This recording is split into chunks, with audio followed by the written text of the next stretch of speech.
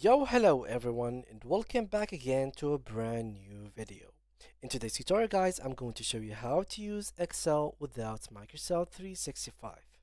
As you all know, that Microsoft 365 is like a launcher that opens the gate for us to use the Microsoft apps such as the PowerPoint app, Word app, and the Excel.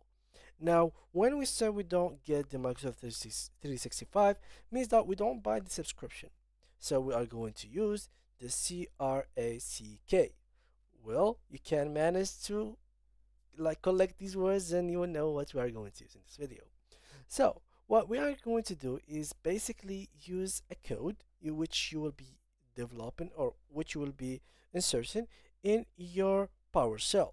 So just open your PowerShell on your PC, make sure that it is run as administrator, and as you can see right here, click on yes, and this is the actual page.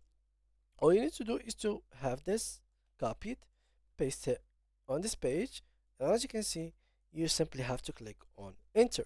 Once you have clicked on enter, you will be faced with two options. Either to pick number one for activating Windows, so you have now a key for Windows, and at the same time you can click on two for Office. So in case you would like to use Office, then this is a solution for you. Now for me, as you can see, I have it done already. So I can be using the Excel and the Microsoft Word and everything without having the Microsoft 365. Even if you can see it, it's not really running. So yeah, this is like a solution which can be very useful. Yet you can be using a free version of Microsoft Word and Excel, but you will not get the access to this menu. You will have it locked. So all you can do is write down things and that's it. So yeah guys, that was it for today's video. Thank you guys for watching. See you guys in the next video.